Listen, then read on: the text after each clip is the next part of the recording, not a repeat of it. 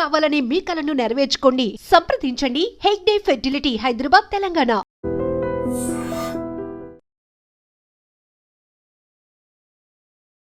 నిన్న Vishwanath sports club పరిధిలో ఒక ఇన్సిడెంట్ జరిగింది. ఒక 7 years బాలుడు మునిగిపోయి చనిపోయారండి.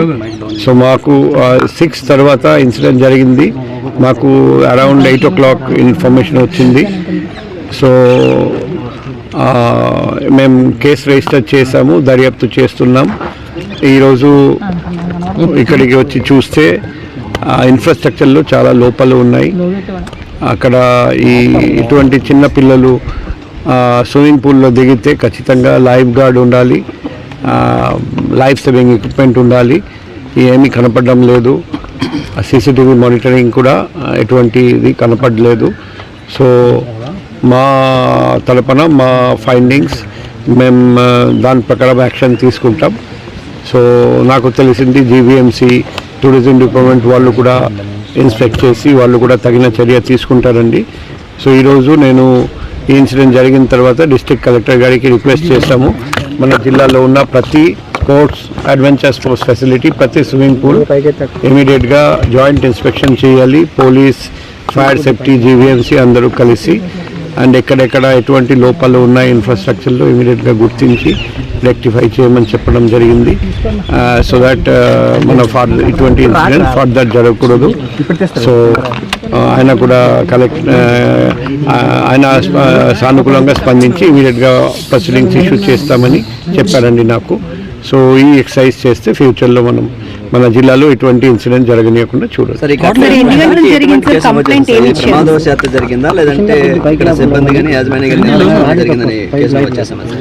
ఇప్పుడు మన చనిపోయిన అబ్బాయి తల్లిదండ్రులు కంప్లైంట్ ఇచ్చారండి. ఏ కంప్లైంట్ ఇచ్చారంటే ప్రమాదవశాత్తు ఈ యాక్సిడెంట్ జరిగిందని అతను ఆ కంప్లైంట్ ఇవ్వడం జరిగింది. కాబట్టి అటువంటి కంప్లైంట్ బేస్ చేసుకుని మనం 194 BNS కింద కేసు నమోదు చేశాము. కానీ ఇప్పుడు దర్యాప్తు భాగంగా మనకు ఎటువంటి ఇన్ఫర్మేషన్ తెలుస్తుంది, ఎవరెవరు తప్పు చేశారని తెలుస్తుంది. దాని ప్రకారం మేము ముందుకు వెళ్తాం. అదే చెప్పాము, సీసీటీవీ లేకపోవడం, లైఫ్ గార్డ్ లేకపోవడం, లైఫ్ సేవింగ్ ఎక్విప్మెంట్ లేకపోవడం, ఇవన్నీ చాలా గ్లేరింగ్ ల్యాప్సెస్. అది క్లియర్గా కనిపిస్తుంది. సో మేము కూడా దర్యాప్తు భాగంగా ఇంకా ఎటువంటి ల్యాప్సెస్ మనకు తెలుస్తుంది, దాన్ని బట్టి మేము యాక్షన్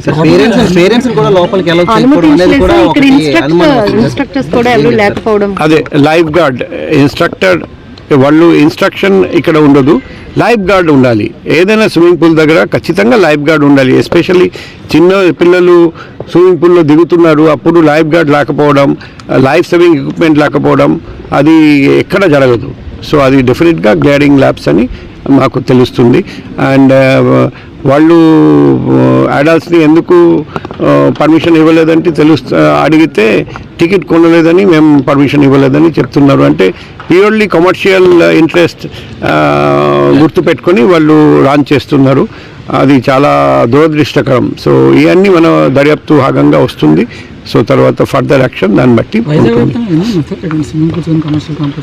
అది సర్వే చేస్తున్నాం. అది డీటెయిల్స్ జీబీఎంసీ దగ్గర ఉంటుంది.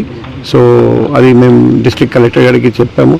మొన్న కూడా ఏదో కైలాసగిరి దగ్గర ఒకటి రోపోయేలో ఒక ఇన్సిడెంట్ జరిగింది. సో అటువంటి ఇన్సిడెంట్స్ ఫర్దర్ మనం జరగనీయకుండా fire safety plus police plus GVMC అందరూ కలిసి జాయింట్ ఇన్స్పెక్షన్ చేస్తే మంచిది అని నేను రిక్వెస్ట్ చేశాను. సార్ మీరు అబ్జర్వ్ చేశారు, ఎంత లోతు ఉంది సార్ అది పూలు? అబ్బాయి 7 years